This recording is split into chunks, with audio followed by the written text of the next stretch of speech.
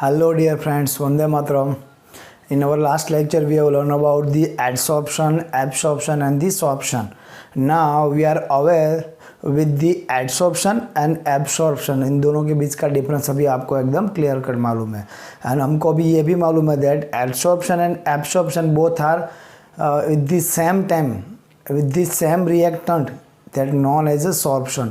अगर एब्सॉर्प्शन और एडसॉर्प्शन दोनों एक साथ है एक ही रिएक्टेंट पे, then that reaction is known as a sorption, that we know. We are also aware with the difference between adsorption and absorption, also the difference between physical and chemical adsorption. I mean to say physisorption and chemisorption. Okay, now we are going to learn some factors with directly related to the adsorption. Directly जिसका relation adsorption से, ऐसे कुछ factor अभी हमको पढ़ने हैं. But if we go for the NCERT sequence, तो आपको there is some different in chemisorption and physisorption. दोनों के लिए जो factor है केमिकल एब्सॉर्प्शन और फिजिकल एब्सॉर्प्शन में, उसमें थोड़ा डिफरेंस मिलेगा. बट एक्चुअली वो डिफरेंस इतना कम है जिसको हम नेगलेक्ट कर सकते हैं पर्टिकुलर कुछ पॉइंट को छोड़ के. तो अभी हम एक साथ में ही केमिसॉर्प्शन और फिजिसॉर्प्शन को दोनों के अफेक्टिंग फैक्टर्स एक साथ में पढ़ने वाले हैं, जिसको क्लियरली एक या दो पॉइंट से डिस्टिंग्विश कर सकते हैं. And most of the case our need is the factor affecting physisorption. Okay, physical absorption से रिलेटेड ज़्यादातर फैक्टर्स हमको अभी यहाँ पे पढ़ने हैं. क्लियर है? So difference as I said, difference दोनों में बहुत कम है और मेजोरिटी जो एग्जाम में आते हैं in the competitive exams, that's upon the physical absorption, और उसमें थोड़ा बहुत एनसीईआरटी में कम है. तो कुछ पॉइंट ऐसे रहेंगे, मतलब एकदम स्मॉलर पॉइंट ये है जिसको हमको ऐड करने पड़ेंगे. That all points with NCERT we are going to learn in this particular lecture. So first is the factor affecting extent of adsorption. अभी absorption के बारे में मालूम था, we are aware from the adsorption. Now what is extent of adsorption? I mean to say what is the quantity of adsorption. So extent is nothing but the quantity of the adsorption. Okay, that extent of absorption is x by m, nothing but the x by m. यहाँ पे sir x क्या है और m क्या है? m is nothing but the mass of the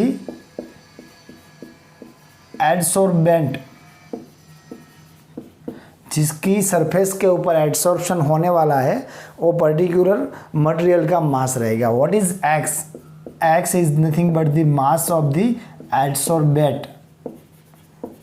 but ये quantity, इसको कहीं जगह पे कॉन्सेंट्रेशन भी दे रखा है, X is the concentration, but at the equilibrium state. Suppose this is adsorbent, ये एडसॉर्बेंट है और दिस इज एडसॉर्बेंट, तो इसकी सरफेस पे इसका एडसॉर्प्शन होने वाला है. अभी एक बार हुआ, दूसरा भी आएगा, तीसरा भी आएगा, चौथा भी आएगा, इसके साथ अभी यहाँ पे डिसॉर्प्शन भी शुरू हो जाएगा. और एक टाइम ऐसा आएगा जब total number of desorption molecule and total number of adsorption molecule are equal. That position is known as a equilibrium state. So this x is the mass of the adsorbent at equilibrium. एक बार अभी ऐसा confirm हो गया, इससे ज़्यादा adsorption नहीं हो सकता, मेजर क्वांटिटी इज देयर, तभी वो जो मास रहेगा या फिर यू कैन से तभी जो कॉन्सेंट्रेशन ऑफ एडसॉर्बेंट रहेगा, दैट इज एक्स. सो अभी एक्स बाई एम से हम अवेयर है. ये X by M extent of adsorption से कौन कौन से फैक्टर रिलेट करते हैं? First is nature of the adsorbent. Nature of the adsorbent, जिसकी सरफेस पे एडसॉर्प्शन होने वाला है उसका नेचर. यहाँ पे नेचर की बात करेंगे in terms of surface area. Suppose ये एडसॉर्बेंट है और यही मटेरियल का दूसरा एडसॉर्बेंट है जिसको मैंने पाउडर में कन्वर्ट कर रखा है. This is in a solid form and same material with same quantity in a powder form. और अभी आपके पास एक क्वेश्चन मैं पूछ रहा हूँ कि दोनों में से कौन सी कंडीशन में हायर एडसॉर्प्शन होगा या फिर extent of adsorption higher होगा? You can say sir in a powder form. Why?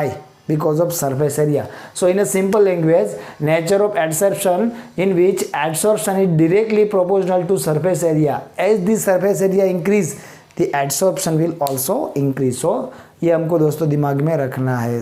I repeat, chalk और यू कैन से कैल्शियम कार्बोनेट और यू कैन से एल्यूमिना, चलो ऐसा कोई भी सॉलिड एप्लीकेंट है जिसके ऊपर हम क्या कर सकते हैं, एडसॉर्बेंट कर सकते हैं. अगर उसको मैं पाउडर फॉर्म में यूज़ कर रहा हूँ तो उसकी ज़्यादा सरफेस मेरी यूज़ में आएगी और बिकॉज ऑफ दैट मोस्ट और sorry more area of the surface, वहाँ पे एब्सॉर्प्शन ज़्यादा होगा. So this is for the nature of the absorption. Particular, ये कब की बात है surface area? Particular when our adsorbent is in a solid form.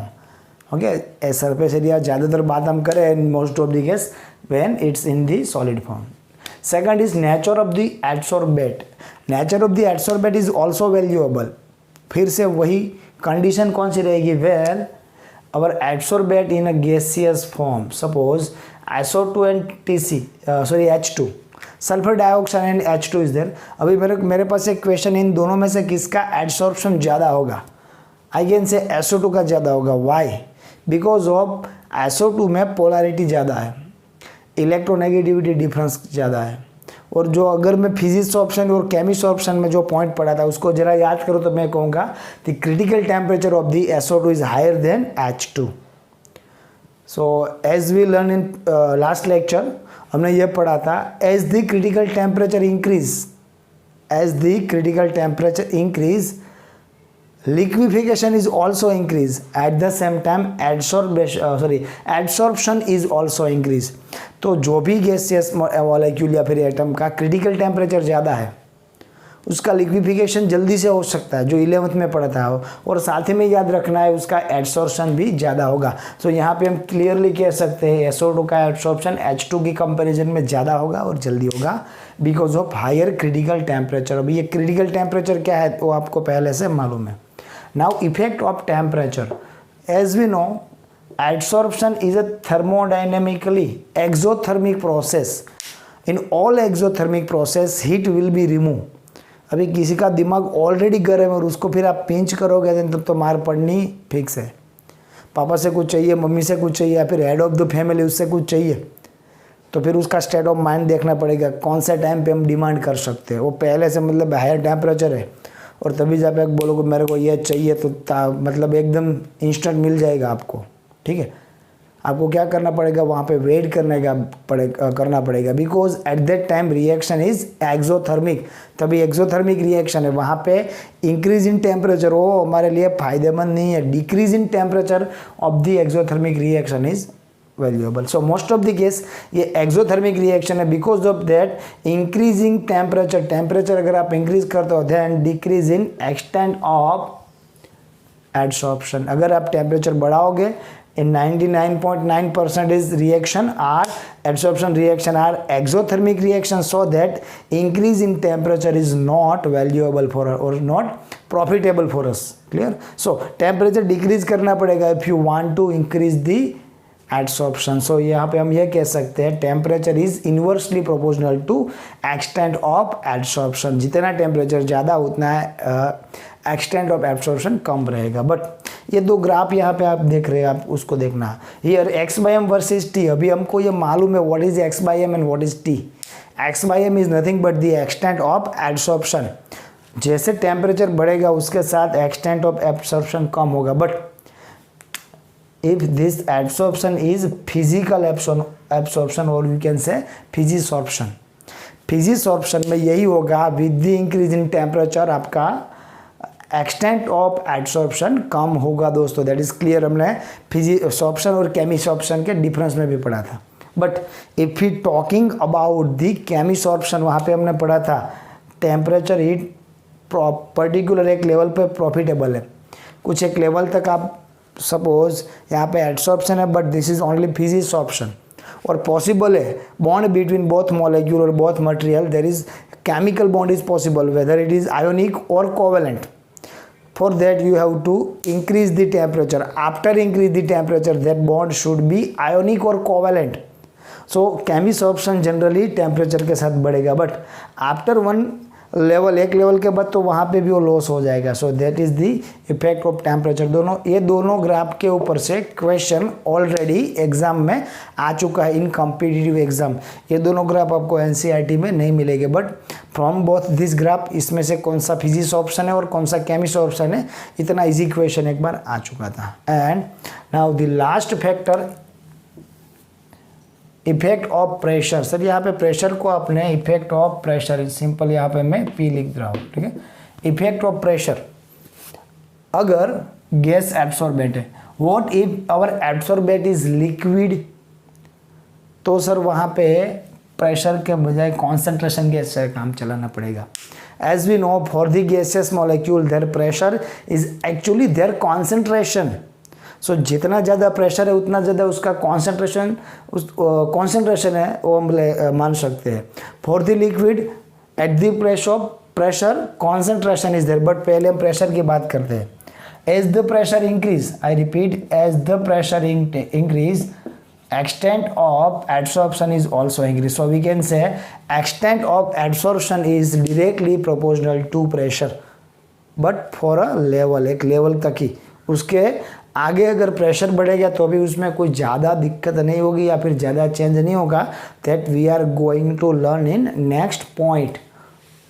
Particular from this effect of pressure, उसके ऊपर से दोस्तों एक पूरा हमको क्वेश्चन पढ़ना है, उसका ये बेस है। सो इसको हमने यहाँ पे ज़्यादा प्लेस दिया। So we can say extent of pressure और absorption with pressure at constant temperature. T यहाँ पे अगर कांस्टेंट एट कांस्टेंट टेम्परेचर क्या होगा, as the pressure increase X by M is increase, as the pressure increase X by M is increase. But after some typical pressure, वहाँ पे एक time ऐसा आएगा जब प्रेशर क्या हो जाएगा, प्रेशर सैचुरेटेड कंडीशन आ जाएगा।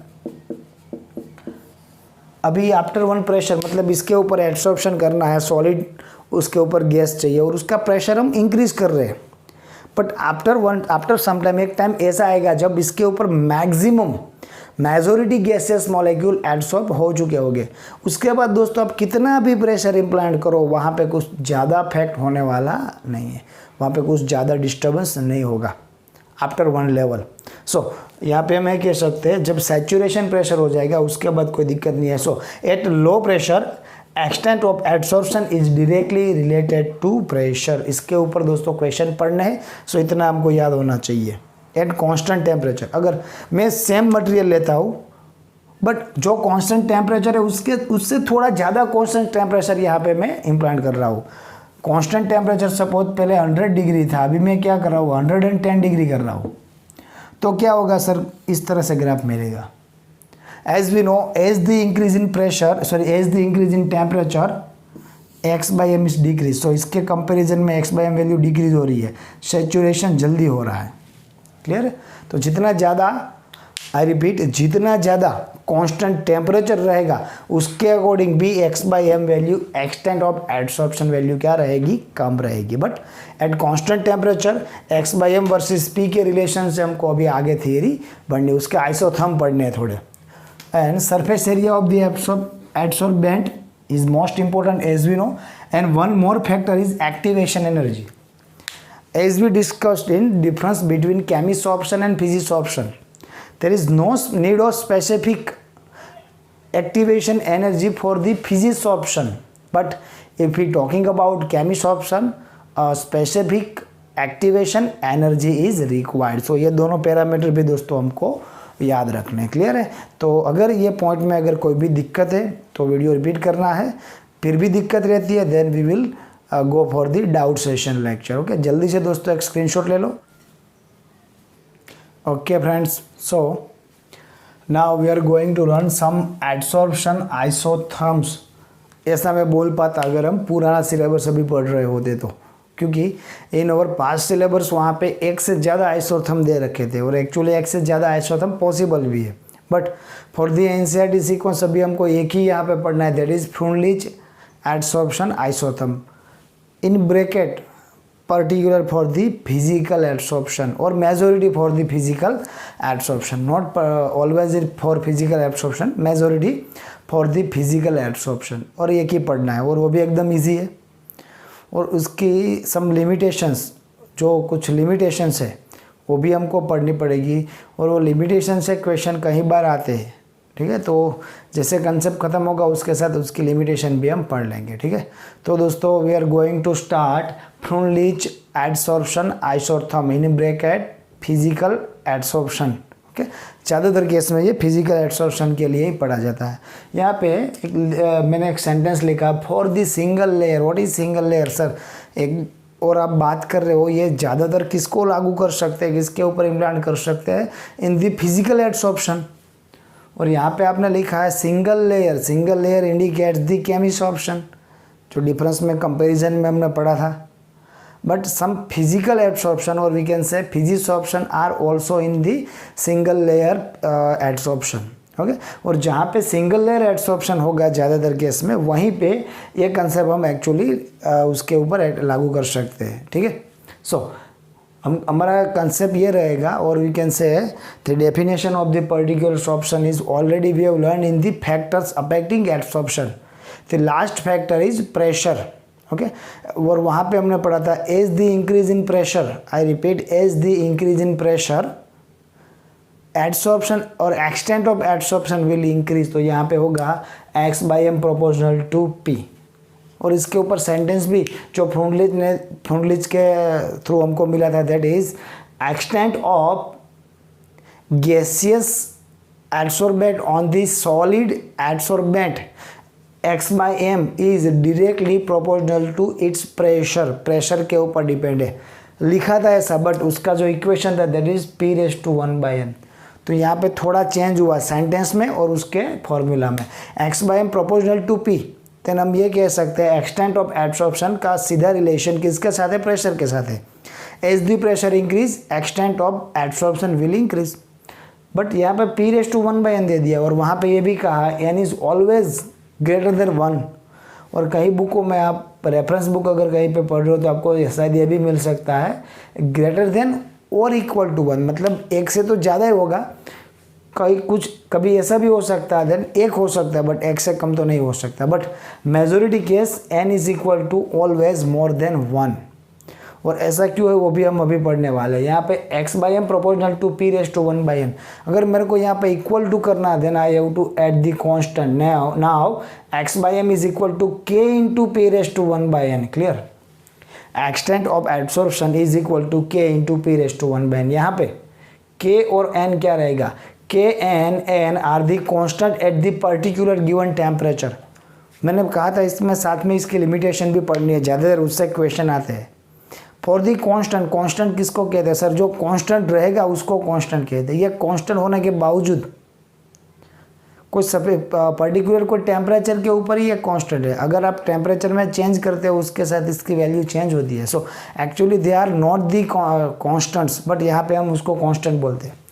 जो अलग अलग टेम्परेचर पे उसकी वैल्यू अलग अलग हो जाती है, उसकी वैल्यू चेंज हो रही है with the change in temperature. So k and n are the constant at particular temperature and n is greater than 1 or sometimes n is greater than or equal to 1 indicates that not increase rapidly। अभी ये आधा sentence है, not increase rapidly, जल्दी से नहीं बढ़ेगा, but क्या नहीं बढ़ेगा? एक्सटेंट ऑफ एब्सॉर्प्शन ज़्यादा नहीं बढ़ेगा। अभी हम ये बता रहे थे with the increase in pressure and extent of absorption will increase. But यहाँ से अगर n की वैल्यू 1 से ज़्यादा है तो उसके ऊपर हम मैथमेटिकली ये प्रूव कर सकते हैं that x/m is not increase rapidly with increase in pressure rapidly. अब जल्दी से प्रेशर बढ़ाओ तो जल्दी से एकदम बहुत ज़्यादा मात्रा में x/m बढ़ेगा, वो पॉसिबल नहीं है because of n value. Clear? अभी ये इक्वेशन को दोस्तों x/m is equal to p⁻⁴n, k into p⁻⁴ sorry यहाँ पे रहा। इसको अगर हमको लिखना है इन लॉगरिथम पे तो इसको हम क्या लिख सकते हैं? इसको अगर लिखना है तो मैं इस तरह से लिख दूँ, दोनों तरफ मैं लॉग इम्प्लांट कर दूँ, then I can write x/m की जगह पे मैं लिखूंगा log x/m is equal to के एक साइड तो हम लॉग नहीं लगा सकते, दोनों साइड हो जाएगा, तो यहाँ पर क्या होगा? log k into p, into की जगह पे आ जाएगा प्लस, ये रूल आपको ऑलरेडी मालूम है, log k into log p⁻⁴ और लॉगरिथम में हमको मालूम है सर कोई भी जो पावर है, कोई भी पावर, वो पावर को आप क्या कर सकते हो? आगे लिख सकते हो। तो मैं इसको यहाँ पे लिख सकता हूँ 1/n इंटू log p। अगर आप ठीक से देखो तो ये इक्वेशन कहीं पे हमने देख रखा है y is equal to mx plus c।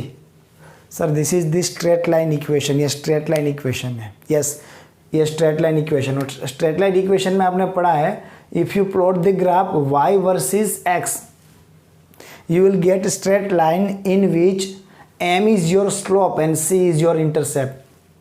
Similar अगर हम यहाँ पे ग्राफ प्लॉट करते हैं x/m वर्सेस और you can say y versus यहाँ पे क्या रहेगा m into x, x is equal to log p. If we plot the graph log x by m versus log p, we will get a straight line. Clear? We will get a straight line in which the slope is equal to 1 by n and intercept is equal to log k. I repeat, intercept is equal to log k. So यहाँ से particular for this graph we can get the value of n and k. तो अगर आपको ये question आता है how can you find out the value of N and K, so we can say we can get the value और we can find out the value of constant N and K with the help of straight line graph plotting. Clear? उसके graph plot करके हम ये value find out कर सकते हैं. सो ये तो हो गया. अभी ये ग्राफ अगर हम log x बाई एम के बजाय डायरेक्ट यहाँ पे x by m versus p का अगर ग्राफ प्लॉट कर सकते हैं, x by m versus p, तो यही ग्राफ मिलेगा जो हमने थोड़ी देर पहले प्रेशर में, मतलब जितने पैरामीटर्स थे जो एडसॉर्प्शन को अफेक्ट कर रहे थे, वहाँ पे लास्ट वन हमने जो पढ़ा था दैट इज़ प्रेशर. तो यहाँ वहाँ पे हमने ये बहुत सिमिलर ग्राफ वहाँ पे पढ़े थे और यही ग्राफ मैंने आपको बताया था similar material on similar adsorbent sorry but higher temperature. जितना आप टेम्परेचर बढ़ाते जाओगे उसके अकॉर्डिंग आपका X by M value decrease होती जाएगी. और वही ग्राफ को हम यहाँ पे इस तरह से, अगर आप ठीक से देखो तो एट लो प्रेशर, एकदम जब प्रेशर कम था तब जैसे प्रेशर इंक्रीज हो रहा है उसके साथ एक्स बाई एम वैल्यू जल्दी से इंक्रीज हो रही है. फिर एक टाइम ऐसा आएगा प्रेशर इंक्रीज होगा उसके साथ X by M value increase होगी but not in much quantity, ज़्यादा क्वांटिटी में नहीं. और उसके बाद तो ये सब एक टेम्परेचर हो जाएगा जो टेम्परेचर को हम क्या बोल सकते हैं, that is again I can say saturated temperature. After this saturated temperature the value of x by m is not going to increase. वो इंक्रीज नहीं होगी, जितना भी आप प्रेशर बढ़ाते जाओ एक्स बाई एम वही रहेगा. सो सर यहाँ पे हम ये कह सकते हैं x by M is directly proportional to p, that is right, वो सही है. But at the low pressure, जब कम प्रेशर रहेगा तभी वो सही है. जितना प्रेशर बढ़ाओगे तब एक टाइम ऐसा आएगा that x by m p से मतलब क्या हो जाएगा, फ्री फ्रॉम दी पी, उसका पी से प्रेशर से कोई रिलेशन नहीं रहेगा at the higher pressure. So ये दोनों बात हमको दिमाग में रखनी है. Adsorption is approximate manner. तो पर्टिकुलर यहाँ से हम ये कह सकते हैं इसकी हमारे पास एक्चुअल थियोरिकल और प्रैक्टिकल दोनों प्रूफ नहीं है. So we can say that this particular physical absorption और we can say absorption isotherm is in approximate layer manner. Sorry यहाँ पे हम 100% ट्रू वैल्यू यहाँ पे हम एक्चुअली नहीं ले सकते. That is the limitation, again limitation of the absorption. एक लिमिटेशन ये भी रहेगी, आगे एक पड़ी सेकंड अप्रोक्सीमेट मैनर में इसकी प्रॉपर हमारे पास प्रूफ नहीं है. Clear? Then 1 by N is equal to 0 to 1. Sir how can 1 by N is equal to 0 to 1? 0 to 1 होगा क्योंकि यहाँ पे हमने ऑलरेडी लिखा है एन इज ग्रेटर देन 1.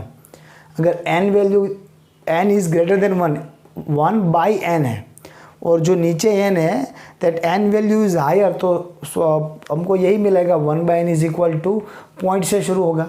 और मैक्सिमम ज़्यादा से ज़्यादा मैंने कहा कोई ऐसी कंडीशन हो जो रेफरेंस बुक में लिखी है, एनसीईआरटी में तो है भी नहीं, वहाँ पे हमको मिलता है एन इज़ ग्रेटर देन 1 और equal to 1. Suppose n is equal to 1 then 1 by 1 is equal to 1. So ज़्यादा से ज़्यादा एन वैल्यू 1 हो सकती है, उसके ज़्यादा तो हो भी नहीं सकती. So N is equal to 0 to 1. ये थियोरिकली है. मैक्सिमम केस में जब भी प्रैक्टिकल करते हैं तो हमको यह मिला है that n 1 by N is equal to most of the case 0.1 to 0.5. एक तो हम बता रहे एक तक हमको ज़्यादातर केस में मिलती ही नहीं है. ज़्यादातर केस में कहाँ तक वैल्यू मिलती है, that value is about 0.1 to 0.5. Okay, so दो कंडीशन हमको याद रखनी है. If value of 1 by N is equal to 0, अभी ये इक्वेशन का यूज़ कर रहे हैं, x by M is equal to K into P raise to 1 by N. 1 by N is equal to 0 और नॉट, किसी का भी 0 या नॉट पावर उसकी वैल्यू क्या आएगी, 1 आएगी. यहाँ पे इक्वेशन होगा X by M is equal to K into P raise to nought और P raise to 0 is equal to 1. So X by M is equal to K. X by M extent of adsorption is equal to constant not pressure. तो हम ये कह सकते हैं जब 1 by N value 0 होगी, I repeat, जब 1 by N value 0 होगी या नॉट होगी तब एक्सटेंट ऑफ एब्सॉर्प्शन प्रेशर से फ्री होगा, उसका प्रेशर से कोई वास्ता नहीं रहेगा, कोई रिलेशन नहीं रहेगा. ये हमने देख लिया. If n 1/n is equal to 1 और नॉट 0, 0 नहीं है, तब क्या होगा? Suppose 1/n is equal to 1, so we can write x/m is equal to k into P raise to 1 is equal to k into p. अगर ये k को यहाँ से हम रिमूव कर सकते then we can write p x/m proportional to p। तो तब ये कह सकते हैं 1/n is equal to 1 then extent of adsorption is proportional to p। Clear? But जैसे जैसे यहाँ पे मैंने बताया, जैसे जैसे प्रेशर बढ़ेगा तब ये पूरे इक्वेशन का, पूरे कंसेप्ट का कोई मान्य नहीं रहेगा। So fails at the higher pressure, at the higher pressure ये पूरा कंसेप्ट कुछ काम का नहीं है। Clear? So this is the physical absorption, और we can say physical absorption में कौन सा था? That is particular Freundlich absorption isotherm. Okay friend, तो एक और आइसोथर्म भी हमको पढ़ना है, बट वो उसको हम एडिशनल टॉपिक में पढ़ेंगे जो अभी एनसीईआरटी बुक में नहीं है। अगर ये आइसोथर्म में आपके पास कोई भी कन्फ्यूज़न है या फिर आपको कोई भी दिक्कत है, वीडियो आप रिपीट कर सकते हो। फिर भी आपका डाउट सॉल्व नहीं होता है तो हम आगे डाउट सॉल्यूशन लेक्चर में इसका सॉल्यूशन कर देंगे। ओके फ्रेंड्स, अभी जो हमने एडसॉर्प्शन आइसोथर्म पढ़ा उसको एकदम शॉर्ट रिवाइज करें तो वहाँ पे सॉलिड फेज में जो टॉपिक हमने पढ़ा था, in that topic solid phase में हमारा एडसॉर्बेंट था और गैसेस फेज में हमारा एब्सॉर्बेंट था। और हमने ये पढ़ा था कि ये एडसॉर्बेंट के ऊपर एडसॉर्बेंट का adsorption depend upon the pressure, pressure increase होने के साथ इसका एडसॉर्प्शन बढ़ेगा। बट एट लोअर प्रेशर, अगर एकदम हाई प्रेशर की बात करें तो एक प्रेशर के बाद एक सैचुरेशन प्रेशर मिलेगा, उसके बाद आप कितना भी प्रेशर इंक्रीज करो वहाँ पे एडसॉर्प्शन पॉसिबल नहीं है। ओके, और उसके अकॉर्डिंग हमने पूरा ग्राफिटिकल वैल्यू देखा, x/m is equal to k into P raise to 1/m, और we can say log x/m is equal to log k plus 1/n into log p, और उसको अगर प्लस चेंज करें then x/m is equal to 1/n into log p plus log k, y is equal to mx plus c। वहाँ से हमको slope से 1/n मिलेगा, for that value हम n फाइंड आउट कर पाएंगे, and intercept of the graph is log k, वहाँ से हमको k की वैल्यू मिलेगी। और अभी वो सिमिलर हमको ज़रा रिपीट करना है, बट अभी ये देखना है ये जो एडसॉर्बेंट सॉलिड था वो सॉलिड ही रहेगा, बट एडसॉर्बेंट जो सॉलिड था वो सॉलिड ही रहेगा, बट एडसॉर्बेंट जिसका एडसॉर्प्शन होना है वो अभी सॉलिड नहीं, वो लिक्विड है। In that topic gas on solid, now liquid on solid, तब क्या होगा? सर कोई टेंशन नहीं है, आगे फैक्टर में हमने पढ़ लिया है। अगर लिक्विड रहा, अगर सॉल्यूशन रहा, then concentration in place of pressure, pressure की जगह पे कॉन्सेंट्रेशन रहेगा। सिमिलर वे यहाँ पे एक एग्जांपल है, मेरे पास एक सॉल्यूशन है, aqueous solution of acetic acid और we can say vinegar, aqueous solution, पानी में उसका सॉल्यूशन बना है, and the concentration of that acetic acid is known, हो अभी मैं जानता हूँ उसकी कॉन्सेंट्रेशन कितनी है। फिर उसमें मैं अभी चारकोल ऐड कर रहा हूँ थोड़े, as we know acetic acid is colourless solution, so यहाँ पे कलर डिफरेंस कुछ नहीं आएगा, बट इतना श्योर है कि जो सॉल्यूट एसिडिक एसिड के मॉलिक्यूल थे उसका एब्सॉर्प्शन होगा on the surface of the charcoal. अगर इसमें से हम किसी एक को जूम करके देखें तो इस तरह से कुछ होगा, ये चारकोल है तो ये चारकोल के सरफेस के ऊपर जो मॉलिक्यूल्स अभी एडसॉर्ब हुए हैं, that molecules from the acidic acid. अगर इसको हम फिल्ट्रेट कर दें और फिर से इसका कॉन्सेंट्रेशन जानने का ट्राई करें, किसी भी तरह से हम जान सकते हैं, टाइट्रेशन से भी जान सकते हैं या फिर प्रैक्टिकल, अलग प्रैक्टिकल मेथड भी है।